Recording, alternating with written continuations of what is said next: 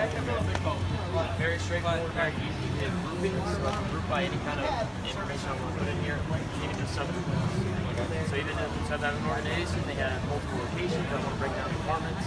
Break it down into subgroups there as well. So we can break down machines very quickly. Pretty straightforward information here. Green bar just means it's connected. Gray bar means it's not connected. So technician side, yes side, screen connect side. Technician means the person like yeah, the guy that's going to be connected. Exactly. So this machine's here, it's available. No one's connected. Right? Come on! Oh no! It's sideways! Oh no! I'll show you that. Oh God! You had another. Keep going! 57 information. I can see a timeline of events on this machine. So if I want to know like how many technicians are in here, right there, you can see all that information. I thought he had under here based on what the RAM. Chat notifications. Yeah, you have the RAM solid. You go into that machine. You have the RAM solid.